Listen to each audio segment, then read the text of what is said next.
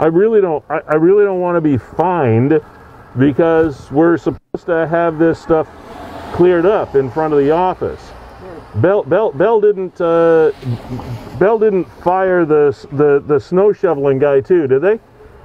No, that's on you. All right, because I don't want to get a fine from the city on this. Yeah, all right. Oh, by the way, you know, last week when you said gray, yeah, you were the right one. Yeah, cheers. Bye. Hey, welcome into, while I navigate my less than acceptable sidewalk entrance, introduce you to Season 2, Episode 7 of Niagara 411 Live with Lee Sterry. That's me. We are powered by WeeStreem. That's Kevin behind the camera. You can't see him, but you will shortly. We are fueled by Gale's Gas Bars Limited, as always. We appreciate their support. We are hosted by Fiddler's Poorhouse. That's okay, sir. You just make yourself at home. Fiddler's Poorhouse, we're going to be in there in a second, and also partnered with Nick and all of you folks that are contributors to Niagara 411. We're going to be talking, obviously, gray zone, red zone, and all those things in just a couple of minutes. We are also going to be talking about the weather. Those are the two things that are on people's minds these days. So come on in. Let's get this thing started for a Wednesday, our special Wednesday edition on a beautiful sunny day. So yes, weather big time around North America, not just here. So we're going to take you on a road trip to Texas, believe it or not. And also we're going to be talking restaurants and gray zone and red zones and all that stuff that has really caused some surprise and some debate over the past week since we were with you last. So check it out. We'll be back in a sec.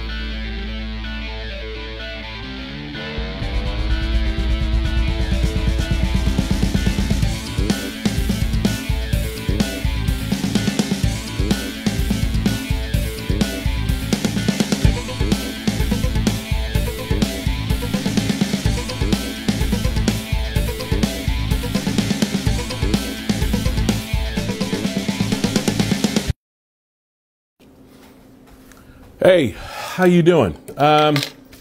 Again, thank you for being with us on this special Wednesday edition. Every now and then we have scheduling conflicts or preferences. Almost every time that we come to you, it will be on Thursdays at noon. Every now and then, once a month or so, we'll probably check in with you on a Wednesday. Here we are. Kevin Jack, as you can see, resplendent in his Gale's Gas Bar hat. The reason I hesitated. I know why. No, the reason I hesitated is: do we call them caps or hats? Do we call them ball caps or golf cap? I guess it just depends on what sport you. Well, I do know that a lot of the commenters last week were really caught up in your hat, your chapeau. Oh, okay, yeah. Well, it's not really a fashion statement. It's just what I. Well, I guess it is. It's just kind of what I do. I did buy it in Niagara-on-the-Lake at Le Beau Chapeau, and you don't really want to see what's underneath it, I guess, is why I wear it. It's COVID. You know, my strategic barbering dude is sitting at home watching old movies. You know, they got bugs flying around here. Not bad bugs. It's just a little fly. Nevertheless, as we chatted about last week, we were expecting, all of us were expecting, red zone come this past Tuesday. Well, that did not happen. It surprised us late Friday when it was announced that Niagara would be probably the only place in Ontario.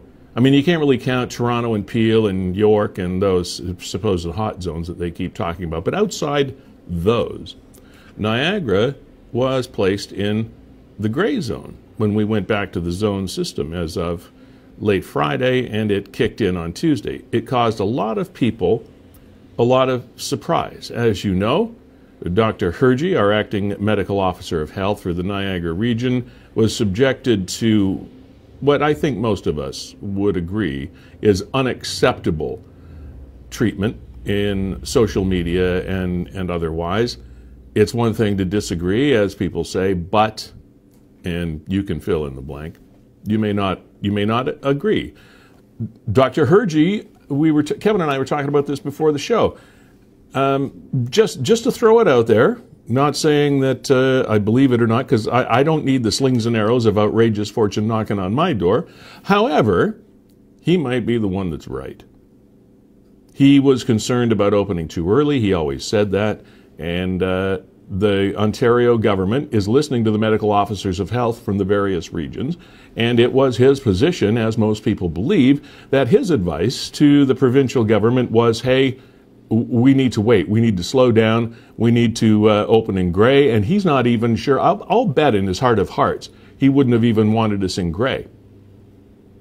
So that's just a guess. Nevertheless, he might be the right one. However, it has caused an awful lot of debate, an awful lot of hard feeling, an awful lot of disappointment.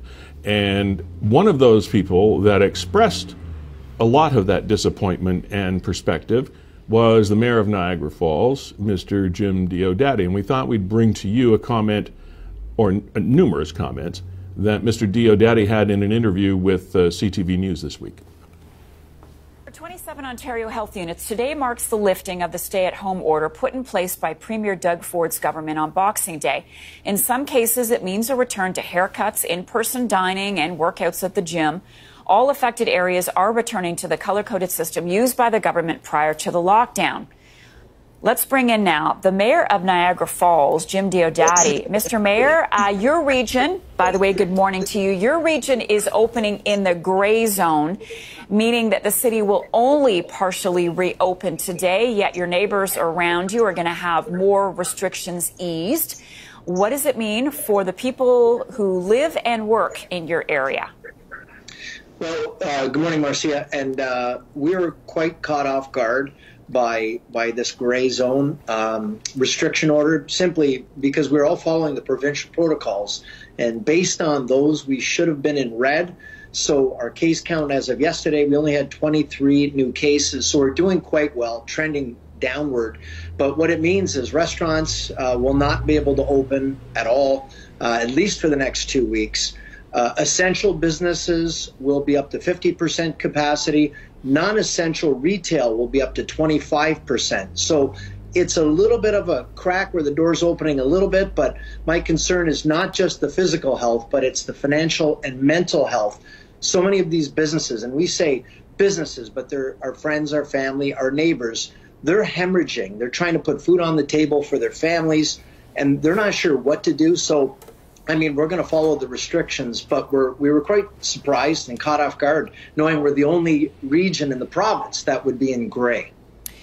So your view is quite different from the medical officer of health, Dr. Mustafa Hergy, who has been the target of online threats and harassment for his position on this.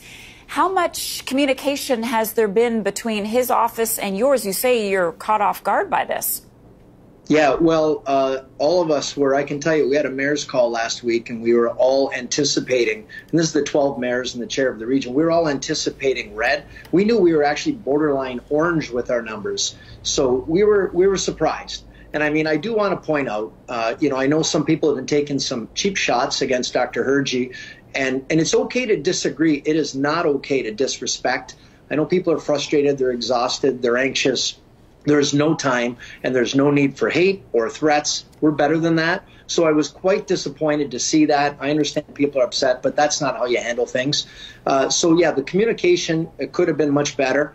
And we were a little surprised. So we're standing by. We've got a public health meeting this afternoon. We're hoping to get a better explanation as to why we are where we are right now.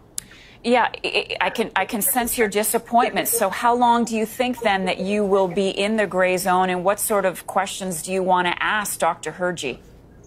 Well, that's a great question. Well, first of all, when we talk about our active cases right now, there's a discrepancy. I sent an email to Dr. Hergy the other day asking for an explanation. Our numbers don't line up with what the provincial numbers say that we have.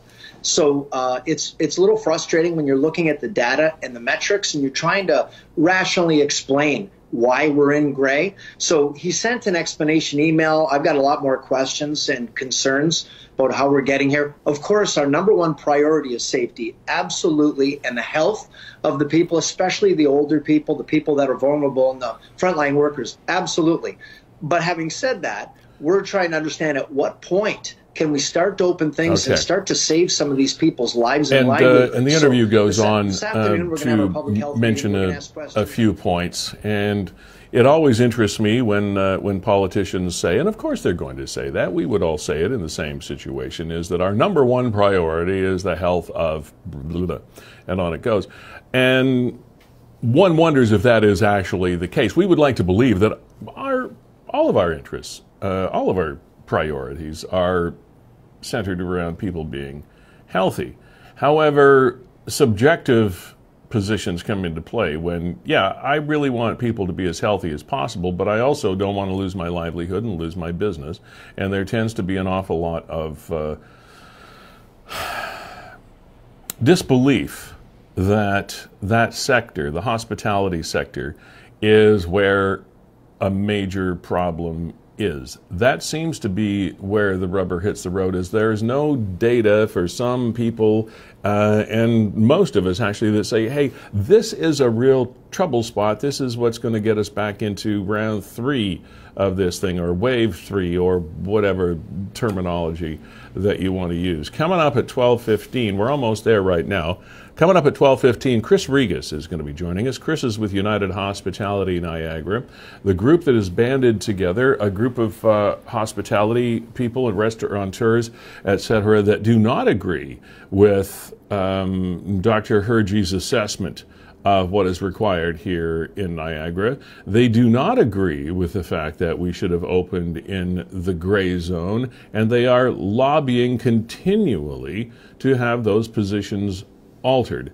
I'm not so sure that those positions will be altered, because it seems like this political and health ministry machine has got itself pretty oiled up in a process, and I don't know that anybody or any group will be able to alter that. However, Chris Rigas, also the owner of the Old Fire Hall restaurant in St. David's, and very, very plainly an anti-Dr. Hergy position in Niagara. He's going to be joining us to talk about where he is and why the disagreement there, how the group is doing, is there lobbying that would appear to be successful at all. Now, we're talking about a 2-week period of being in gray for Niagara. It's not like it's just a few days.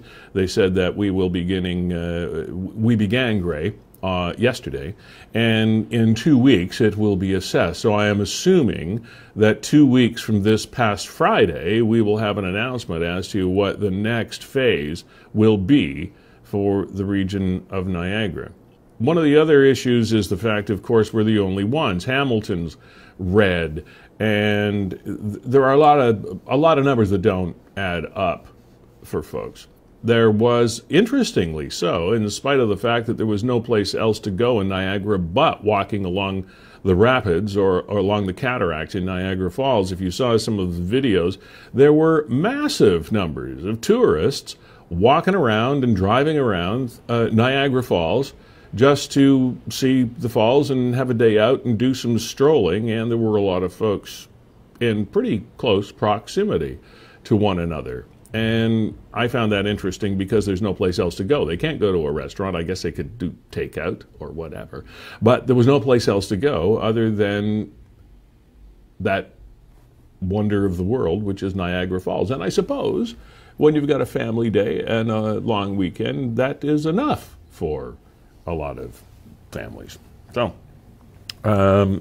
we were pretty sure, as we mentioned last week's show, we were pretty darn sure that we were going into red, as you know, because I said, hey, talk to a regional councillor. All the regional councillors did not have confirmed information, but they pretty much expected that we would be moving into the reds, as did Jim Diodati that you just saw, mayor of Niagara Falls, and the other mayors in the region. It came as quite a shock, Kevin, that we did not go into the red zone. And you and I were talking after the show last week, and I was saying, hey, should we maybe do a little caveat and say, wow, sorry about what appeared to be fake news, but in our minds, it was a done deal.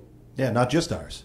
Not just the ours. sound of it. Yeah. I found it very interesting that they were forthright in saying that, no, this came at the urging of Dr. Hergy. Yes. Usually I wasn't expecting to get that in black and white, in print, from officials saying, nope, this is why we moved into gray.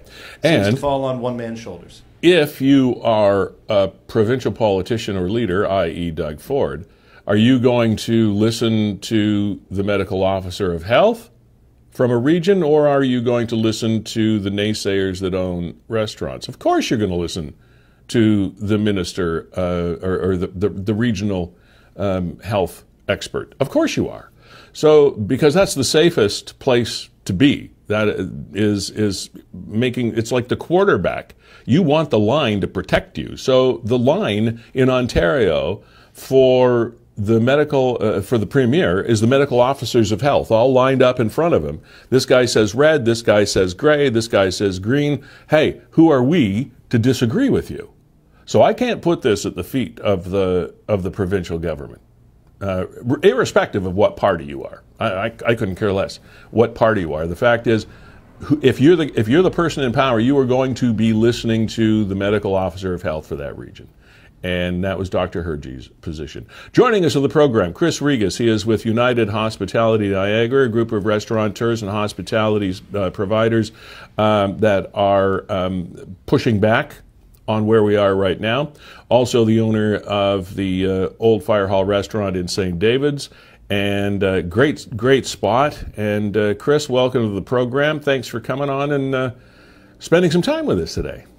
How you doing? Thank you. I'm doing great. And you know, I remember over the years so many people saying, "What do you want to do when you grow up?" kind of thing. And I have to say that there are so many people who said, "Man, I'd love to run a bar and like a sports pub or something like that." And in these days, it's sort of like, be careful what you wish for, isn't it? Absolutely is. Absolutely is. Difficult times, strange times. Yeah. So where are we right now? Tell us first of all about United Hospitality Niagara. Tell us about the group. Look, we're just a group that got together because of the Section 22 order issued in November of this year, of the past year, sorry.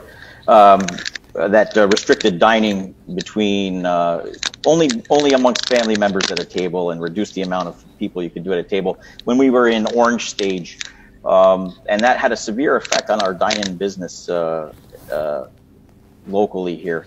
You know, it took what we were doing at least a moderate amount of business at that time and basically cut it down to next to nothing. For all intents and purposes, it put us into a red stage when we were in orange, right? And had a big impact on revenues and employees. I mean, we had to cut back shifts. We had to, they lost tips. It was a devastating order, for sure. Okay, now you were probably expecting, along with the rest of us, to be into a red zone situation this week as opposed to gray. How shocked were you on Friday when the announcement went the other way? I was in disbelief, to be honest with you. I mean, every single metric that is measured by the province was not one that was in gray, and in fact, the only one that was in red that was related to infections was the per 100,000 infection rate, and that was based on numbers prior to February the 6th. So nothing after that was taken into account. There was a severe downtrend in infections. Right now, we're in orange. I mean, because they've updated now, the province has us completely in orange. In fact, our you mean as far as the number reporting is concerned? As far as any metric that they measure right now, everything is in orange or less. Okay. Right now, at this moment. Okay. Dr. Hergy has been under a lot of fire. Some of it civil, some of it not so civil. He has also maintained his position, knowing that he is probably one of the more conservative analyzers or analysts of data that has come across his desk compared to other medical officers of health in the province. He realizes that, and realizes that he's not popular. But he's also said that this gray zone period may prevent us from having to do another lockdown and may provide long-term openings. Is there any validity to that to you and your group? For us, I don't believe that there is. I mean, he put those restrictive measures in November and it didn't prevent us going to red stage or lockdown. So, and it wasn't in effect a red stage or half lockdown measure that he imposed upon us. It didn't prevent even. I don't think it prevented anything. Our cases were still rising afterwards. Look, there's no statistical proof that restaurants pose any greater threat than any other environment in society as far as this transmission goes. Up until the lockdown of December 26th, there were 484 reported restaurant transmissions across the province. Right now, we sit at about 600. Now, I can't remember how many cases there have been in Ontario, but you can see that it's a pretty low number. Yeah, no, your outbreak settings anyway. Yes. Sorry to interrupt. Your facility would be, if you were in red right now, would be able to have how many patrons in seats? 10. Yep. Now, I don't know of too many restaurants that can really say that they're doing a bang-up business with 10 people at a time in the restaurant. But would that notwithstanding, would that have been a significant improvement either financially, physically, emotionally, mentally, staff-wise? What would the difference have meant to you between going into gray this week and going into red? So for me, my place has very limited indoor seating anyways. And during the off season, it helps to have, you get a limited amount of people, but as opposed to being shut down and open, for me, it helps a bit. For others, it doesn't help much, but it is a psychological thing as well. You have staff in, you're planning, you're seeing your customers, you're contacting them, you're talking to your regulars. That's a big part of this business. We're a face-to-face business. As far as the brick and mortar places, sure, we can do takeout, but it's not the same. It doesn't come anywhere close to what your in dine-in services are. So, are you doing? Are you doing the order online and pick up and curbside and all that stuff? So I do a little bit of takeout. It's by call. I don't do it online or anything like that. Yeah. I'm not. My place is not geared for that sort of thing, and I didn't choose to pivot to anything else just because I'm out in St. David's, Niagara-on-the-Lake. The market isn't really that huge down here for that kind of thing. Yeah, but you're more of a destination style restaurant. Absolutely, and at the end of the day, dine-in makes it's huge. Even just if you were to take just the average operation in Niagara Falls or thing, the loss of just the liquor sales from not having dine-in is huge. Even if you were to do the same amount of people for takeout without liquor, you're taking away, I don't know, in some cases it's 30-40% of their revenues. Okay, let me ask you this, Chris. By the way, we're speaking with Chris Rigas with United Hospitality Niagara, also the proprietor of the old Fire Hall restaurant in St. David's. Chris, from the time we started this, it's going to be reevaluated in 2 weeks.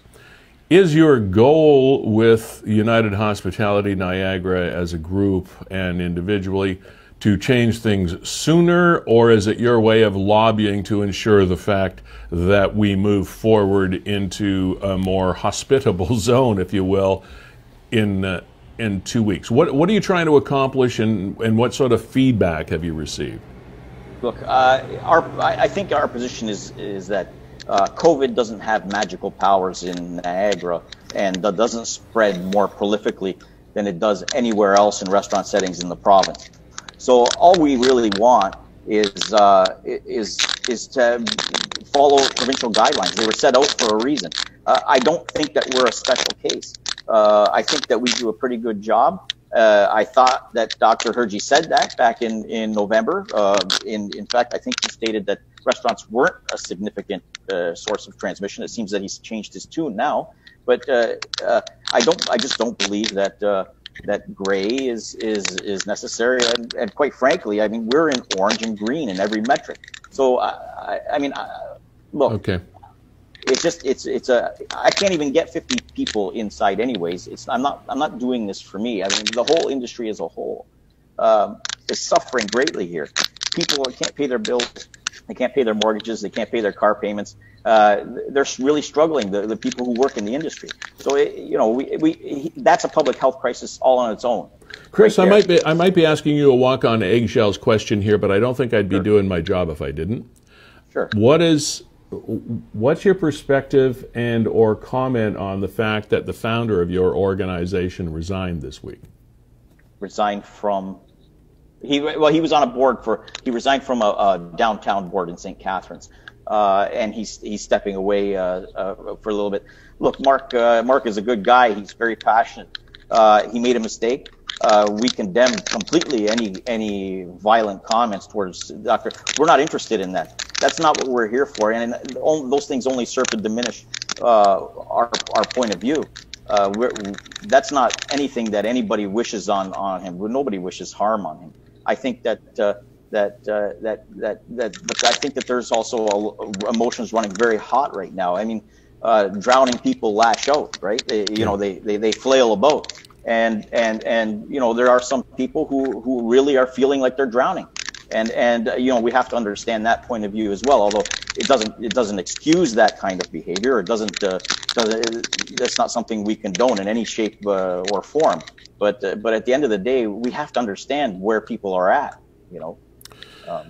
Chris, let me ask you just about your own business again. How long can you sustain this situation and still remain a viable business here in Niagara? That's hard to say. I mean, how long can anyone go without income? I mean, let's put it that way.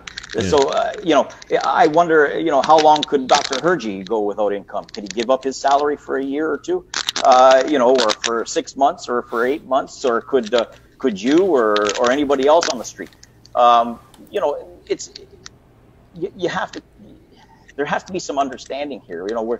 We're just trying right now. It's about survival, and we don't want to drown. My situation may be different than the next guy's. That doesn't mean we can't paint anything with a broad brush. What we've told people is that you're going to work and you're doing the work and you're not going to make any money for it.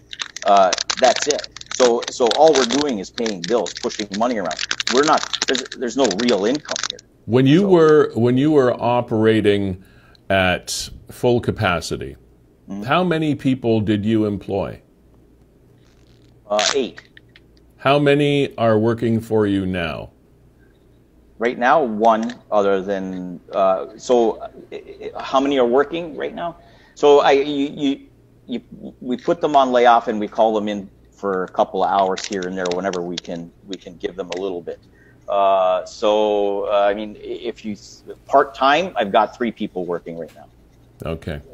So there is definitely the ripple effect down through the people and families and absolutely and workers in Niagara.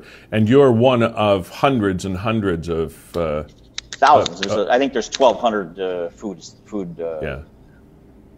hospitality, food and hospitality. I remember when I was in the advertising side of the media business, we used to talk to restaurateurs about bums in seats, and we used to talk about how many how many seats do they have in the restaurant? How many seats do they have over the course of a season, et cetera? And in a tourist style area like Niagara, bums in seats is a big deal because we have a lot of places for people to come and eat. There are a lot of choices here, and that kind of calculation is a big deal when it comes to operators such as yourself. The impact overall in the industry must have been huge. Do you see the hospitality industry coming back?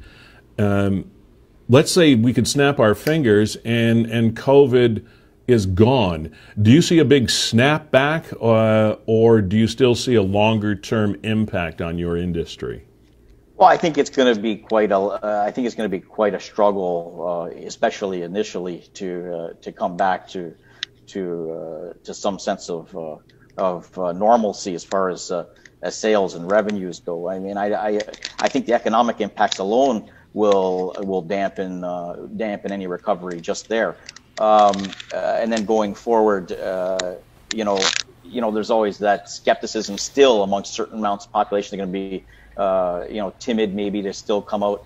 It's hard to say. I mean, the point is that right now every restaurant is either paying rent or mortgage or property taxes on square footage that they're not allowed to use. I mean, if we all were going to do just takeout, we'd go and get a 5 or 1,000 square foot little place and do it, and that's it, right? So, it's very hard for the industry as a whole to manage this, and there seems to be a real lack of understanding from people, I guess, who don't lose any money making the decisions they do. So, I mean, if they did, if public servants like Dr. Hergy had to sacrifice 75% of their salary so that we're all in this together, maybe the decisions would factor differently. We don't know. I mean, his goal is public health for sure, but at the end of the day, when you're making decisions that have severe economic impacts and don't really represent the reality on the ground, you have to question. I remember working for somebody years ago, and I was managing some of their properties, and they always said, think of my money like it's your money. And that's easy to say, but it's really, really difficult to do.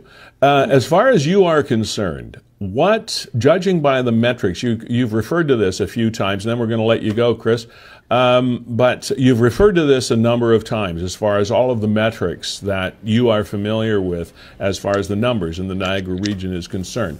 At what level, in what zone do you believe we should be moving into come 2 weeks from last Friday? Personally, according to the metrics, I think we should be in orange. Now, Dr. Hergy yesterday said that he's interested in putting another Section 22 order in without any real rationale for it. It's akin to running the hose in your house because you think there's going to be a fire. So, I mean... I'm sorry to laugh, but that was a pretty good analogy. Well, it's true. Like, go spray down everything if you think there's going as a preventative measure for against fire. It doesn't make it makes no sense. It does damage to the local economy. There are 40,000 directly employed people in the hospitality industry. I would assume that peripheral service and supply industries locally also employ quite a significant amount. It could be and between families and stuff could be as much as 100,000 people rely on this industry, hospitality that is. So I mean, I just don't understand the logic behind doing what he's doing. But orange is where I think that according to the metrics, at least the provincial metrics, is where we should be. That's it. Like that's what I'm basing it on. Okay, Chris Rigas of the Old Fire Hall Restaurant, owner-operator of that, as well as from the group the United Hospitality Niagara. Thanks for joining us today. Appreciate your candid answers. We feel for you and the others that are in your industry, because believe me, as a long-time resident before, was away for a long time and back in Niagara a number of years ago, we love coming to your establishments. All of us around here miss it, And believe me, we'll be back in droves when we're able to. Thanks for being here today, and fingers crossed, things move in your direction in the next few weeks. Appreciate your time. Well, thank you very much. Thanks, Chris. Take care.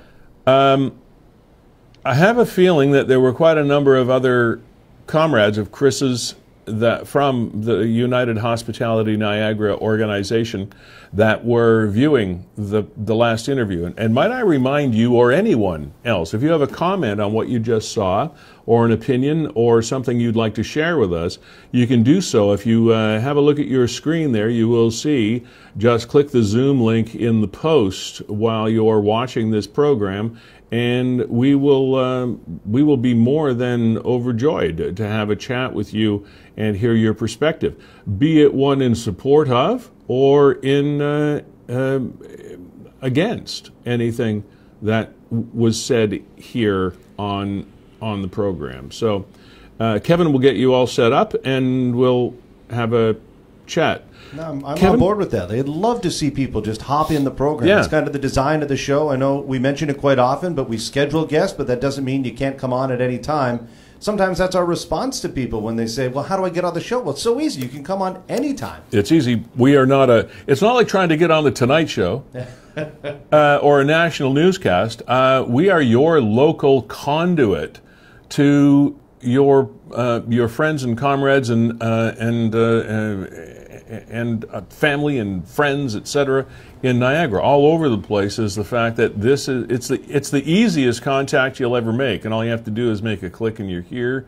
We don't discriminate on what kind of opinion that you have or don't have. You've got a voice, you've got a thought, you have a perspective, and we would love to hear it at any time. And feel free to use it, because we'll treat you okay. We're not going to send we're not going to send some sort of hit squad to your door if you don't agree with somebody. So, Kevin, you our next guest, by the way, just to remind you about who is coming up, is a fellow by the name of Anthony Burokas. Anthony lives in Frisco, Texas. It's a small community just north of Dallas.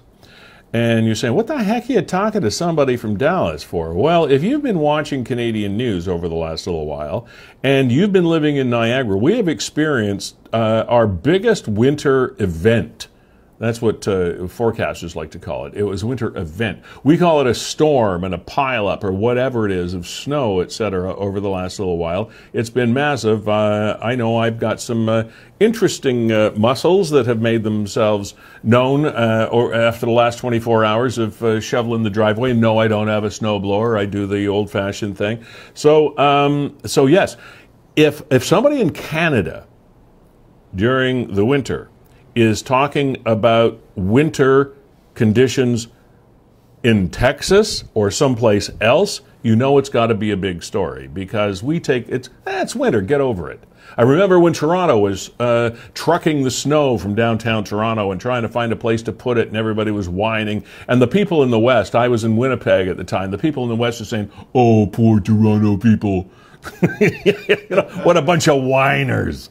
Different situations have different consequences when you have massive storm systems that go through. Well, what's happening in the way southern and southwest area of the United States over the last little while almost supersedes the lead story on some of Canada's national news networks on television over the last 24 to 48 hours was weather someplace else other than Canada. And that's unusual. And it is still centered in Texas. My cousin, actually, he now lives in, it has a cool name, by the way. I just want to say this on the air just because it's a cool name. He lives in Durango, Colorado. That's cool. How cool is that? That's cool. Yeah. But he used to live and still has a home in Houston, in the oil business. So he was in Houston, Texas. And that area over the last few days. And I spoke with him last night on the phone because he just got back to Colorado, which is his home, and he said it was the worst trip. And he has a vehicle that's suited for it, big 4x4, one of these big units, etc. Durango? No, it's not a Durango. Okay. No, it's actually a General Motors product. It was a Yukon, a big thing, 4x4 thing. Anyway, anything you'd need to go. And he said he was never so glad to be out of that stuff as it was 16 hours, which would normally be 12 or 10 or whatever. And he said it was absolutely insane.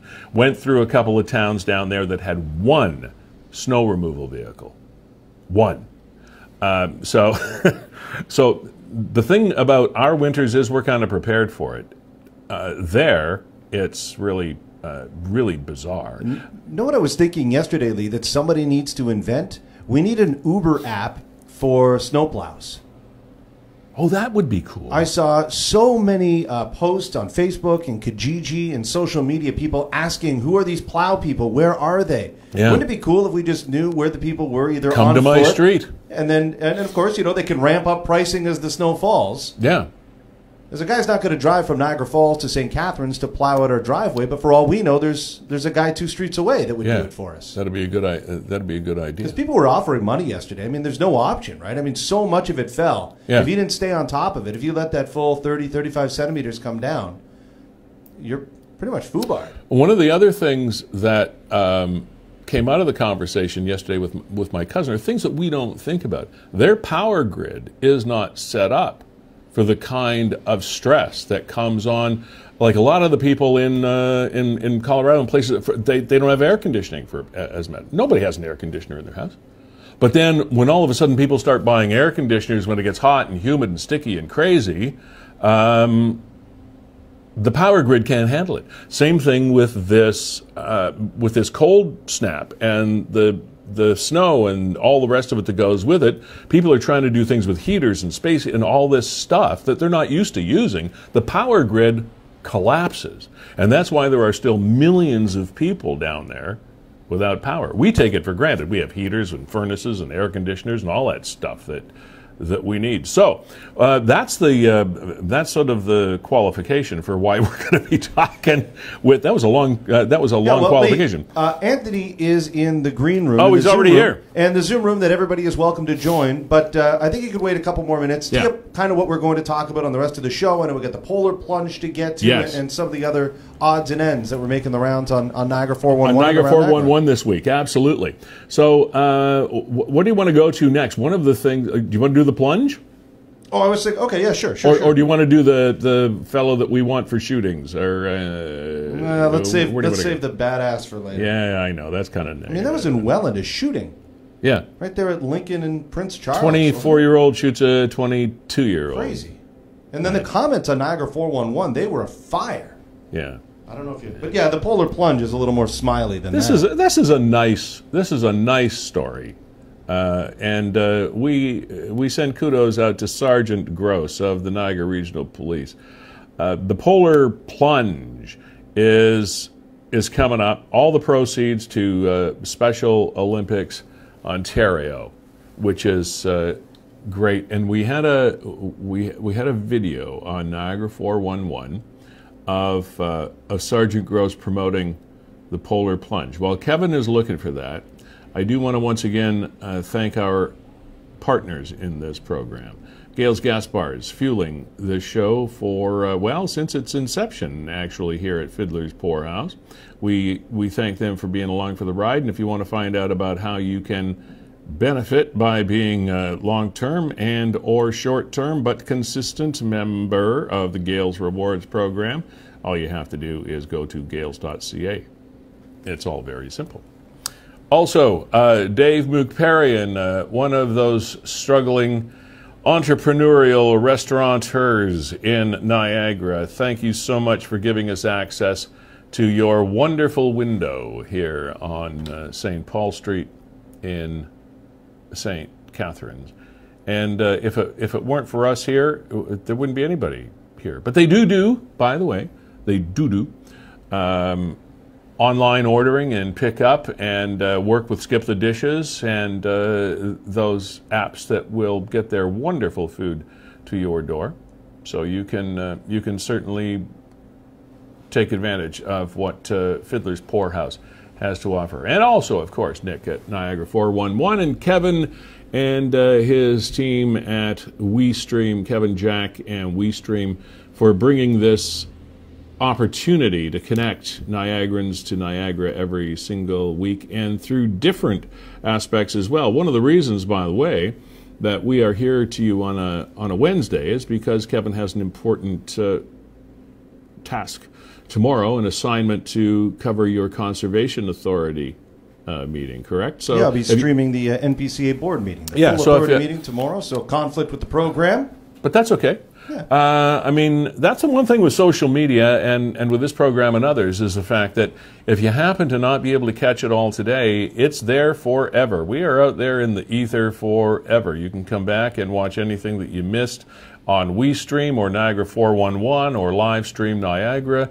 We're there for you to catch up on whatever you may have missed.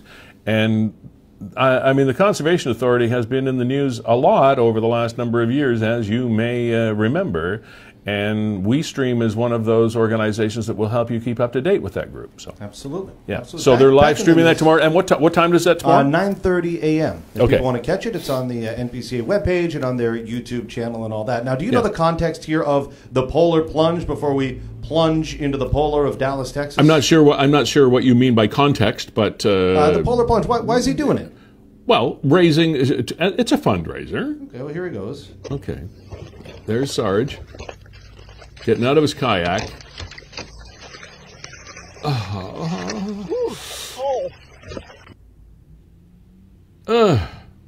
Now, see, obviously the kayak was in the ice, right? Before it froze. I mean, that's what it looks like. It looks like the kayak was in there and kept that spot from freezing. Freezing. Gee. And pulled the kayak out, and then, of course, there's a pool left behind. And in he goes. Now, where is this? This is Niagara. Is this Lake Ontario, I'm assuming? I think so. Yeah, it looks like it would either be Lake Ontario, Lake Erie. My guess is Lake Ontario. Looks like it might be off port, but I'm not. Oh, 6th District, it's in Port Colborne. Okay, well, there you go. I thought at the top. So that's Lake Erie. Yeah, and it's cold. Sorry, Sarge. Holy cow. Talk about shrinkage. My gosh. That's cold. So you can find out about the NRP Polar Plunge and take part in that by checking out the Facebook page of Niagara 411, because that's where you will find it, and you can participate by donating, etc. And all of the funds, again, go to Special Olympics, and there couldn't be much of a better cause. I do believe that we are looking on the Roman-style visage of Anthony Burokas. Burokas. Am I saying this right, Anthony? Unmute yourself, lad. There he is. The best laid plans of mice and men. The Romanesque visage of Anthony Burokas. Welcome to the program. Thank you very much for having me. Okay, so I don't know if you've been following us and me talking about my cousin driving back from Houston to Durango, Colorado over the last little while, and he's not somebody that's unused to traveling, and he was pretty shaken up and was looking for the nearest ounce of scotch he could find when I was talking to him. Where are you, and what's going on in Texas? Well, I'm just north of Dallas, the DFW area, and what seems to be going on in Texas is, we had a winter storm, which is not necessarily very common down here, so they're not as prepared. I grew up in Philadelphia, where we have lots of winter storms, the first snowflake falls, there's an army of bulldozers out there, en masse going down the highway, salting and scraping and everything. Down here, they're just not outfitted for that. That's not where the budgets are spent, because it might be used once every 5 years. I was going to say, how many snowplow do you have in Frisco? I don't know. I mean, there was a storm, an ice storm that came through here, I don't know, maybe 7 years ago. and there was this really long, suspension bridge, and it was just nasty. The ice would break, be pushed around, and then refreeze, and break, and be pushed around and refreeze. So it was just driving a. Well, we just froze up on Anthony. Oh, we'll get him back. This I mean, with all the building construction we've got down here, why doesn't somebody just take a backhoe and just drag a blade across this thing, for crying out loud, Yeah, yeah. So we can kind of giggle about this a little bit, but it is definitely not funny. And the power grid is under stress. The infrastructure of all of the communities that are affected by this are under duress. The public doesn't really have much experience with this. I saw the governor, believe it or not, here in Canada, where we're familiar with winter, the lead story on a couple of the national news networks last night was the governor of Texas. That's not something that we usually see. So the governor saying this is unprecedented. Is this unprecedented, or is it just something that's getting a lot of media play?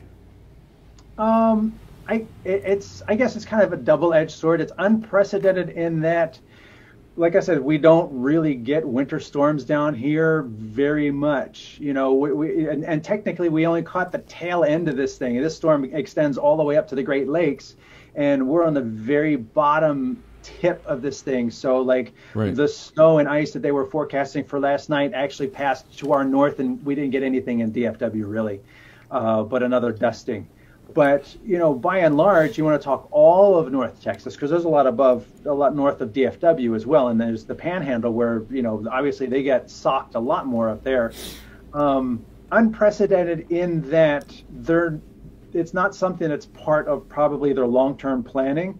But in terms of short-term planning, the National Weather Service has been, broadcasting this thing out for 10 days. So everybody involved had plenty of time to be like, well, what can freeze? What do we need to have a heater on? What do we need, what do we need to do? And despite all that, they were woefully unprepared. Do you find, though, Anthony, until you've experienced something like this, you don't know how to prepare? I mean, the National Weather Service can do all they want to do and saying, hey, Snowmageddon is coming, but people don't know what that means until they've actually experienced it. Yeah, I mean, just you look in the local community groups. It's sort of like people down here have pools, because when you have 100-degree heat for 100 days straight, having a pool is a really essential thing, more essential than having heater tape on your water line. Right. And there's been a half dozen different, no, you need to empty your pool system. No, keep it moving. You need to cover it with tarps and blankets. No, don't cover it with tarps and blankets. I'm like, the information just goes both ways, and you really don't know what to believe, because it's not something that it's like we're probably not going to have this again for another 5 years.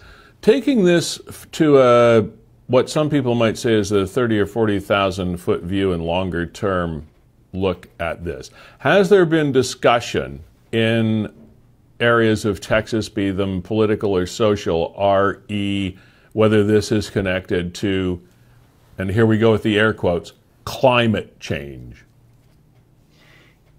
On one hand, there's the people who, believe in climate change and say, yes, this drastic swing in weather for Texas is part of climate change. And then you have the people who say, well, climate change is global warming, and cold weather doesn't come with global warming, which, defies the logic of science. But that's what they believe, because, that sentence, global warming can't be cold, makes sense to them. And when you understand that global warming is just messing up the climate, so you have wider swings, you have more disparate, swings of weather, that then this makes sense.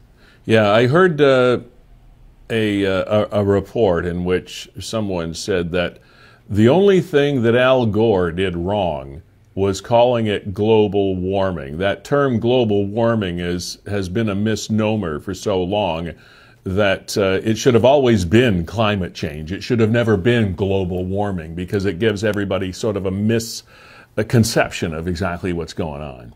Yeah.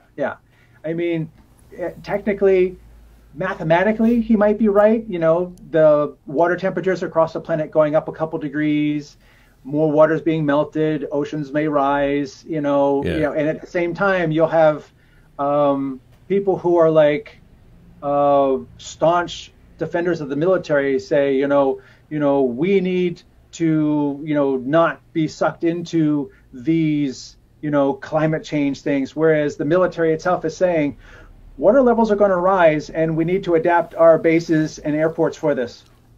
Yeah. And I'm like, the two things don't seem to make sense. If you are, pro being prepared and pro, making sure that our government is prepared, then you have to say, okay, then if the military says we need to prepare for climate change, then it must actually be a thing. So, Anthony, how many people are currently without power? What's the worst part of the state? I know Texas is a big state. Who's getting hit the hardest right now, and how are things currently with regard to sort of getting out of harm's way? I'm not a reporter, so I can't. It's not something I have my finger on. Yeah. But just looking at social media and things like that, on one hand, you have somebody pointing at a website that says, over 200,000 people are without power at any given time. And then you have other people who are saying, listen, I have CoServe, which is an electric cooperative. And CoServe's own website says, if you click on this dot where I am, it says there's 100 people who are without power. And it says, listen, I live in an apartment complex with 7,000 people. The entire complex does not have power. So this 100 people without power is a miscount. So it's really hard to really know the how far this reaches. Yeah, I mean, we saw reports up here that said there was even snow in Galveston, for heaven's sake. Can people in Galveston even spell snow? I think there has been snow everywhere. It's not so much the snow that's the problem, is the fact that you can get snow at 0 degrees Celsius, or what we call 32. And or even above that, you can get snow, just so long as it's cold enough to make the snow higher in a higher altitude, or if it sticks to the ground.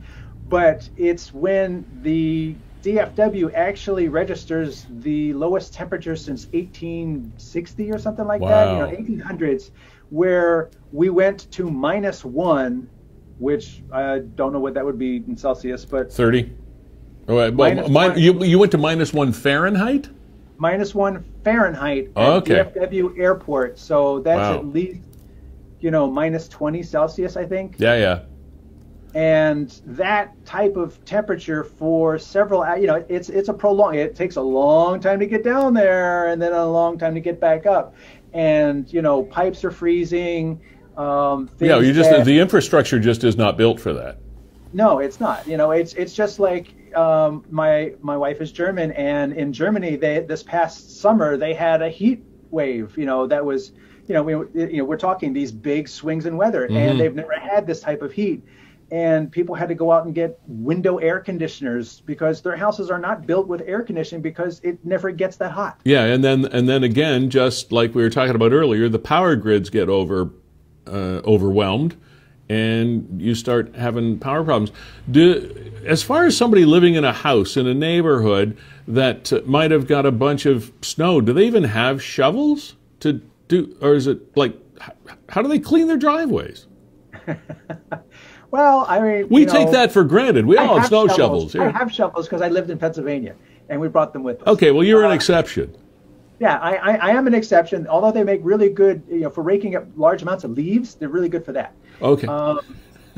But I don't know if somebody's got a digging shovel or a spade. You could anything to clear the snow, I guess. Yeah. But driving's got to be crazy because people don't have snow tires. The roads get icy. They're slipping around. It's just nuts. Yeah, and there was the big accident in Fort Worth with 35, different vehicles that made news when the first storm hit, and then this second wave was not as bad because everybody was already staying home. Yeah. Now, tell us a little bit about yourself. We first of all appreciate you taking time out of your day to join us today. You are in this live streaming business yourself, correct? Yes. What's your business? What do you do? I help other companies. I do the live streaming for them. I don't necessarily have my own show or property like that, but I help corporate entities and other studios do live streaming, and I manage, any number of crew and or appliances to help people put on conferences and different events online. Well, much like our friend Kevin and Brandon at WeeStream here. So. Yes. Exactly. Much like our Kevin's company here is your company there. Yes. What's the name of the company? My company is Stream for Us. Stream what? Stream for Us. Oh, Stream for Us. Okay. Number 4.us. All right. There you go. I wouldn't be doing my job here if I didn't give you some forum for shameless promotion. So. Anthony Burokas, thank you very much for joining us and giving us a little bit of a slice of what it's like in another part of the world that gets more attention for weather than we do, and that's unusual. Well, right now we do. Yeah. And, unfortunately, it's all deserved. Yeah. Yeah. And Anthony, thank you so much personally for coming on the program and giving us a little peek into what's going on in Texas. And just to pump his tires a little more, Anthony is one of the most published authors in the industry of live streaming, and considered a bit of a live streaming guru. I would consider. All right. So we got one of the best of the best. Thanks, Anthony. Appreciate it. No, we talked to him about weather. Yeah. Well, we're gonna talk to a meteorologist about streaming. So there we go. Let's do that. Thanks, man. Take care. Bye. Okay. Yeah. Thanks for setting that up, Kevin, because Kevin and I were talking about this a couple of days ago, and I kept seeing this stuff about Texas and Texas and Texas and Texas and the South U.S. And we hear about storms all the time on the East Coast, so those east storms, the sou'westers and all these things that come up, and we're used to those. But this is something that is a true anomaly for what is happening in that area of the United States. And again, as I was talking to my cousin last night and the day before, and then Kevin said, I know a guy that knows a guy, and he's the guy that and so we really appreciate Anthony coming on, because it's truly an anomaly. Kevin, let me ask you your opinion, and I realize it has no basis in scientific fact, nor does mine. Because we don't need to these days. But no, you don't need to. All you have to do is have an opinion. Do you believe stuff like this actually is related to that buzz phrase, climate change, or is it simply weather anomaly? What do you think? 6 of one, half dozen of another. Okay, you should run for politics. I cannot ignore either. I mean, is global warming a thing? Yes. Is it affecting climate? Absolutely. Do I think that drastic weather events that we've been experiencing have something to do with it? Absolutely. But can I Okay, that's 3 absolutelys. Can I look broad picture and say that it's not the normal ebb and flow of weather patterns? And when I say take a step back, I'm talking 200, 300, 400. We've only been tracking weather closely for about 100 years. 100 years? Yeah. So did we get swells like we've seen 500 years ago, 1,000 years ago? I don't know. Yeah, but I can't ignore that global warming is not a thing, or like you said, climate change. I mean, absolutely it's happening, and absolutely it's having an effect. But could I attribute all of these weather events to climate change? I'm not the guy to ask. I am certainly well. Sorry, I asked you. You're the only guy here, man. Yeah, sorry. But I'm kind of the same mind, and I can go along with the concept that we're all connecting these things to climate change. I'm not going to use global warming anymore, because I think that's really a misleading. It's a misleading kind of phrase. So I'm going to try to continue to use climate change, and I think we can all agree, as you mentioned, that it's a thing. But the naysayers will say to you, during that conversation that you just had with Anthony, said that the coldest temperature here in Texas was in 18 something.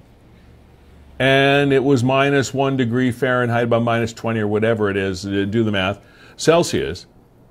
And so the naysayers will say, well hey, nobody in the 1860s or 1870s was talking about climate change. And it was that cold then. So where does your argument go now? I don't know what to say to that. I mean, up until this winter, the scientists do. We've gone 4 or 5 years in a row here in Niagara where our winters have just been mild. Yeah. I mean, you talk about outdoor skating rinks. Everybody's on an ODR right now. For the last 3-4 years, it was almost a waste of time making one. You'd get maybe a week of use out of it, and then all of a sudden, so. Do you notice how we're all using these ODR? What the hell is an ODR? It's an outdoor rink.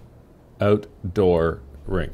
Oh, and for those people that were watching that interview, when Anthony was saying DFR, that's or DFW, that's Dallas Fort Worth. That is, it's like we say Kitchener Waterloo. There's an area right there. This whole region is what they call DFW. Arlington, Texas is the capital of the state. It's not Dallas. It's not Houston. It is Arlington. So when they say DFW, it's a phrase. It's a thing for Dallas Fort Worth. That's what their airport is. That's what that area is. It is the sort of single concentrated area in Central Texas is Dallas Fort Worth. So when he says DFW, that's what he's talking about. Now, Lee, that pin there, that's where Frisco, Texas is. That's where Frisco, Texas is. That's where Anthony Burokas is that we just spoke with. North, probably like being in Uxbridge or Markham in Toronto or someplace like that. I would think so. Wonder if there's any, never been there, Lee. Wonder if there's like a topography change. You know, like St. Catharines and Thorold. It's obvious why back in the day they were two separate municipalities. Yeah. Thorold was on top of the hill. But looking on a map, you don't really get that impression. There are many topography changes in the state of Texas. I liken the state of Texas not so much to Ontario. Ontario is trees and lakes. It's pretty much what we got. British Columbia is desert and lakes, and then trees, and then wilderness and stuff. Like British Columbia is a little bit more like that. There's a lot of extreme differences from north to central to south, etc. So, but Texas is a little bit like that too. It's very, very, very different from one area to another as far as its topography is concerned. Yeah, 'cause when you look on the map, you wonder why there's a Dallas and a Fort Worth. But maybe Fort Worth is up the mountain. Yeah. I don't see a river that runs through it or anything like that. No, but there are... this stuff interests me, Lee. I'm sure it interests nobody else. Oh, it does. But it interests no, me. it does. It does. Well, you can tell whether it's interesting anybody else because if we don't have anybody watching right now, then obviously it doesn't. Hey, you said we were going to get to the badass there. Yeah, we want to try to catch this dude. Come on up here. This is a shooting that the NRP... There we go. My computer went to sleep for a little while. They do that, you know. Here you go. Let's see if you can read. I'll throw the guy's face. Oh, you're going to put it there. up? Okay, cool. Okay, so there's the guy we're looking for. All right. NRP wants this fellow. Here's the story. February 15th. That would have been 2 days ago. Yeah, Monday night. Yeah. 5 to 10. Uniform officers in Welland attended an area in Lincoln Street and Prince Charles Drive. Pretty populous area in the city of Welland. Yeah, people are wondering that's the west side of the canal. A couple plazas right there. The Tim Hortons on Prince Charles Drive is right there. In that we're area. not in the wilderness. We're in the city. Absolutely. Investigation revealed that a 22-year-old male, 24-year-old male had been involved in an altercation. The 22-year-old male shot the 24-year-old person. Victim sustained minor injuries, thank goodness, as a result of the shooting. Now, Montana Noonan is who we're looking for. He's 22 years old. He's from Welland. He's still out there, wanted for the following offense of, and you know these things get complicated, assault with a weapon, etc. That's the guy. And who knows what happened or what was part of it. And there were a number of comments. And one of the comments I saw was great advice, and you don't know whether people like this take good advice or not. It's, son, get yourself a lawyer and turn yourself in, you know, and face the music, as they say. But guns, it's one of those things that we always hammer the United States people with as their gun culture. And there's something that just doesn't sit right with us in Canada, let alone in Niagara, when you have two 20-year-olds having a dispute and somebody's got a gun. I mean, I had some disagreements when I was in my early 20s with other people in their early 20s, and I would have never thought of trying to resolve that with firearms. But then again, you don't know what they're fighting about. Could be anything. I remember, Lee, having conversations with Americans. I mean, we would regularly go down to Florida right around this time of year for about a week. My parents are snowbirds. They're not this year. You know, they're isolating back at home. Yeah. Telling Americans that, honestly, I don't even know where to get a gun. And they're stunned. Like right now, today, if I said, okay, I want to go buy a gun today, I have no clue where to even begin. Did you know they used to sell them here in Canada in Walmarts? In the United States, I've seen them on like... Well, in the United States for sure, but I mean they used to sell them here. I know used to. Yeah. It's crazy that I've been to those Walmarts in Florida where there's a nice little display case and revolvers and Glocks. I don't know, I'm just saying street slang. Yeah.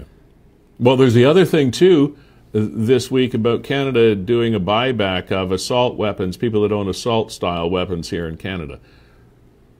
What? I mean, buy them back. You should go confiscate them. You shouldn't buy. They're banned weapons. You shouldn't spend money to get them back. You should knock on the door and say, hello, I'm from the RCMP. I want your gun. Like, why are we paying money to these people that have assault weapons in Canada? I don't get it. Crazy in the comments of this story on Niagara 411, people from Welland, obviously, I think that know this Montana person, indicating that, you know, and using all the vernacular, I've been strapped since I was 17. Oh.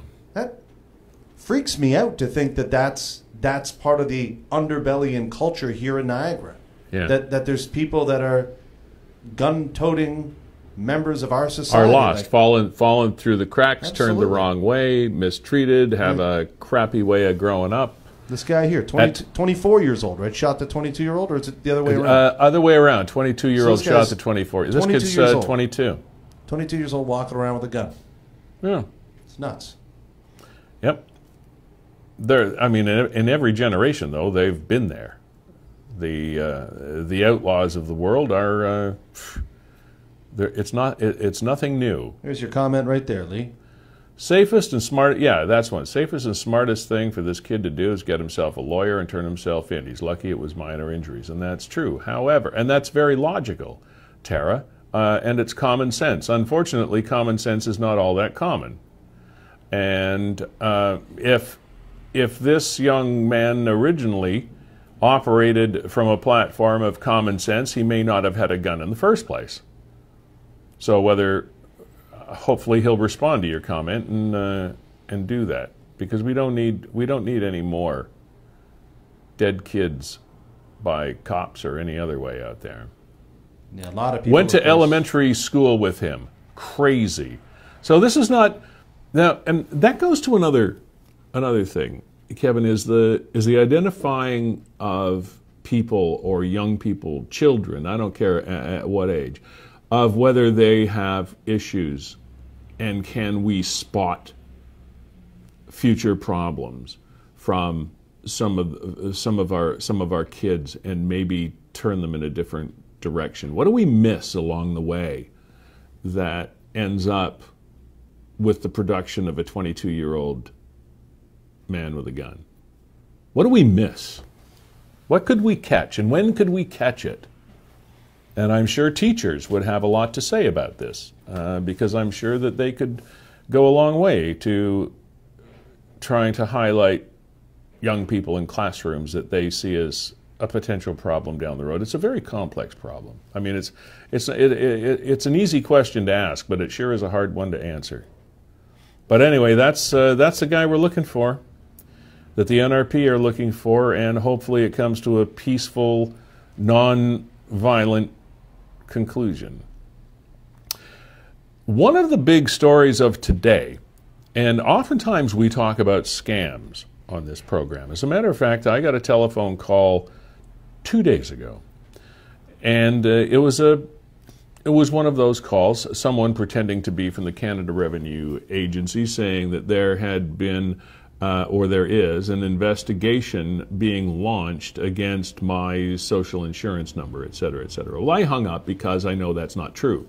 But this one that you see, and one of the things that we live in danger of is believing everything is a scam.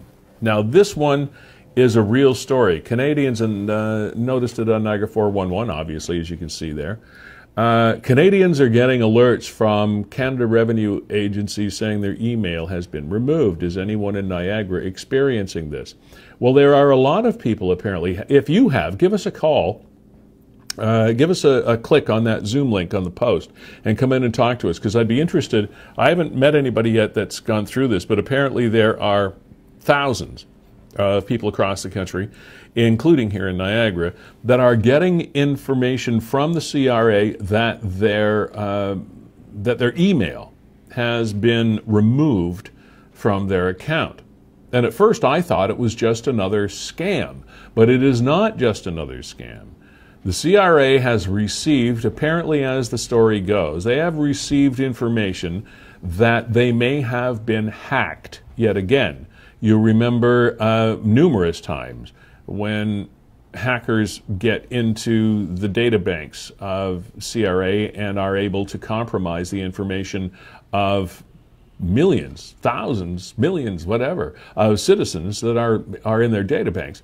And one of the things that they don't want these hackers to be able to have access to, of course, is people's emails, because that can create a whole pile of ancillary problems. And apparently the CRA is concerned about the fact that there may be another hack of their system. So what they're doing is they are sending out these targeted alerts to people via their email to say that their email is being removed from their account. Now, as far as I know, there's nothing you have to do about it right now, or they haven't announced that there's anything you should do about it except be aware of it, and that it's not a scam, because that's the first thing I thought of. Because you always hear, well, the CRA doesn't do this and they don't do that, they don't do something else. Well, apparently they actually are doing this. This is something that is, in actual fact, a reality that could be coming to your computer any minute now. And there we are. And again, we would like to pass along our thanks to you through Nick, who and Niagara 411 pinned a post earlier in the week to thank all of you for supporting him and his network of contributors and the entire thing that has become Niagara 411 over the years. And we'd like to do that too, because as a partner with Nick at Niagara 411, we also do things that fall outside that parameter. And every now and then we'll do something on our program that results in Nick getting some phone calls to say, "Hey, why'd you do that?" I didn't do it; they did. But that's okay, because it's what we do. And one of those things, the reason I wanted to mention that is the fact that oftentimes you'll think, we'll do a story and say, oh, well, they're supporting, oh, they're liberals, they're conservatives, they're this, they're that, they're something else. We're nothing. We are just we're agnostics, really, as far as that is concerned. one of the greatest compliments I think we received on this show is someone that said, and I don't even know who it was now, but they said you should watch that 411 Live show. They'll talk to anybody. And I think that was the best compliment that we could have received, because that really is the whole mandate of this thing. We will talk to anybody because Niagara perspective is important. Niagarans meeting Niagarans, telling Niagara stories, and oftentimes we'll go beyond, as we did down to Texas, because the other thing about this show is we want to talk about things that Niagarans are talking about. It's not just what's happening next door, it's what the person next door is actually talking about to their neighbor. And the two big things this week are weather, both here and in the south, as well as the gray zone, red zone controversy. That's what Niagara's been talking about. And there haven't been too many other things that have fallen outside that. We do some of the ancillary things like this dude we're looking at with the gun, and that great initiative from the sergeant that's doing the polar plunge and those kinds of things. And yeah, we'll do those things, but it's also a thing about what Niagarans are talking about. And you can talk about it anytime you want here by clicking that link on the show. Yeah, now what about this numbskull, Lee? Oh, I've often wondered that we don't see more people on motorcycles in snowstorms. Or snow in general, but there he is. There he is. Conducted a traffic stop of Niagara Falls male in his 20s. Oh, you 20-year-olds, you're such rebels. I got to think it's the only thing he could get out the driveway. Yeah, he needed to go somewhere, and he didn't want to walk. Now, does he have a license? Is it, as long as he's got a license and he's legally allowed to ride a motorcycle, is it wrong? Like, oh, wait a minute, multiple provincial offense charges for driving while, well, there you go. That just while suspended, no permit, no insurance. That just sort of blew my whole argument out of the water. Yeah, but it has nothing to do with riding a motorbike. I don't know whether it would be illegal. No. Obviously, it's unsafe. So obviously, this guy couldn't, because he's broken a pile of traffic laws. But let's assume for a second that he's legally allowed to drive. The motorcycle can be on the road, et cetera, et cetera, et cetera. Is it wrong? Like, can you do it? Why couldn't you? I mean, there's you can't get a ticket for being stupid, can you? I mean, really? I don't know. Would it fall under like a dangerous driving, one of those umbrella clauses? I don't know. I don't know either. It seems to me that it would be legal, like on an otherwise sunny winter day where the pavement's bare and dry. Why not? I wouldn't be the one out there, but I guess there's no problem with it. No. Obviously, this guy falls into a different category, but there you go. You'd hope there was a law preventing somebody from hopping on a motorbike yesterday in those conditions. Yeah. Speaking of conditions, something that is also on Niagara 411, and you can scroll around till you find it. I don't know if we'll be able to get it up there for you or not, because the print is a little fine. But as you know, in Niagara, because of the fact that we go through these extremely impactful cold snaps, there it is. Kevin, you are a star. The Out of the Cold initiative. Extremely cold temperatures. This was done for last night, but they're still around. Extremely cold temps tonight, meaning last night, along with wind gusts are reaching almost 40 kilometers an hour, will produce temperatures that feel like minus 22. Now, tonight's not going to be that much different. Blowing and drifting snow, etc. So on Niagara 411 are these locations and these days and times, etc., where people that you know might be at risk can get out of the cold. One of my it's not really a criticism, it's an observation more than a criticism of this, is the fact that a lot of people that need the benefit of these places don't necessarily have access to computers and cell phones with access to know where these things are. So if you see someone or know someone or have contact with somebody or whatever, know somebody that needs these kinds of services, please let them know that there are places for them to go. All right? And if you do fall into the category of not having some place to go, and you do have access to the technology that will allow you to view these things, please take note of what's there, and it's always there for you to see on Niagara 411. All right. Lee, you want to put a plug out here, looking for music from Niagara musicians. Yeah. I know we're getting ready to wrap up the show. We always wrap it up. Are we already? A beautiful live Wow. shot of St. Paul Street, and then we always play a music video from a local Niagara artist. Mm-hmm. So I did put the call out there in a couple of Facebook music groups. So today we're going to hear from, and somebody that responded, Larry Rock Vegas.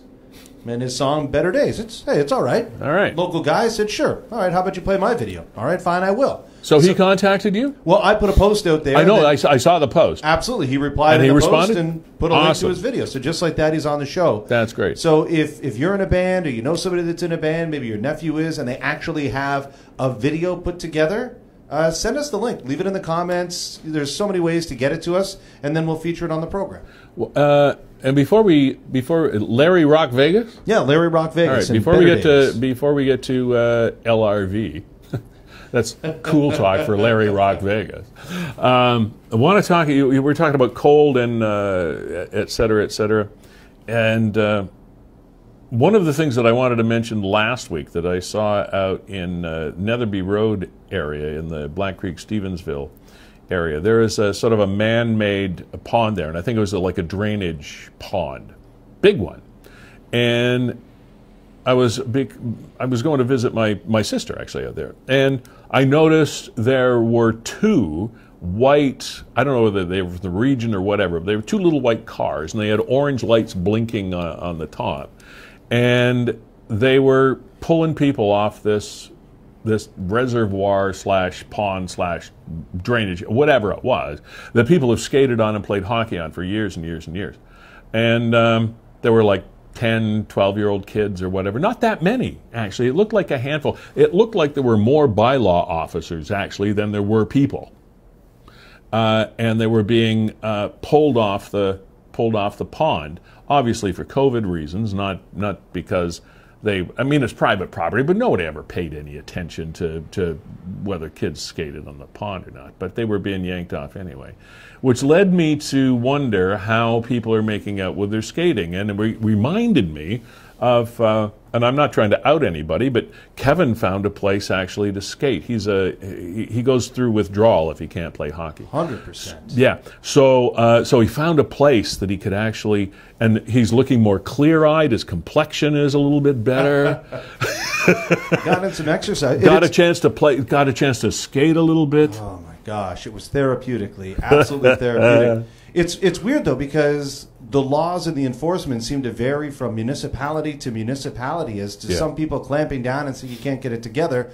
Sunday morning, went out on Martindale Pond. Oh, you did get there. Up in Port Dalhousie. And I'm going to share some photos here. And it's interesting because St. Catharines, either they're not getting any complaints or people are just turning a Canadian blind eye to it and saying, I think there's a lot of that going on. And I'm fine with it. But, here's some of the stuff that was showing up on my feed this week from Martindale Pond. Okay. That's quite a lot of people. All right. When I was out there Sunday, easily 100 people that I could see on the ice. That looked like après-ski there for a second, Kevin. And there you go. Gives you an idea of the number of people out there. Great Canadian, but I don't really think it's COVID friendly. I'm not sure that that's what we're supposed to be doing. No, but that's what people in St. Catharines and Niagara are doing. Yeah, people are just doing. Like I said, some places I've seen the bylaw officers out at Beaver Dams. Mm-hmm. And yet, in Martindale Pond, it seems like a bit of a free-for-all. Well, I think that's what I was getting at is why this place, why way out in a secluded place like a man-made drainage pond off Netherby Road, for heaven's sake, in the middle of a bush, and then on Martindale Pond we got that. There doesn't seem. I guess that's my problem. There doesn't seem to be any consistency to the enforcement of any of the bylaws that are in place, which makes you throw up your hands and say, what's the point? What are we doing? But we're not going to solve it in the next 90 seconds. That is for sure. And we hope that you are finding some way to enjoy your family and still staying safe. Been a long show. And we want to thank Chris Rigas from United Hospitality Niagara and the Old Fire Hall Restaurant for being here. Anthony Burokas out of Frisco, Texas, talking about the weather. World-renowned live streamer from down there. And it's been great. Now we're going to take you to Larry, Las Vegas. We will join you next Thursday at noon for episode 8 of Live 411 Live with Lee Sterry. Come on in. See ya.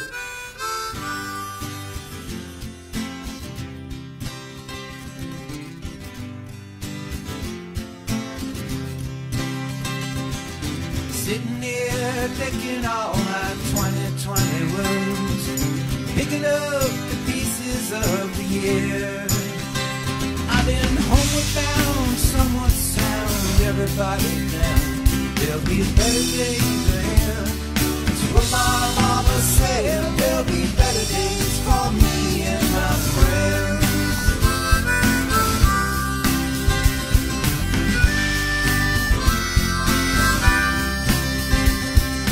Looking in the rearview mirror, better days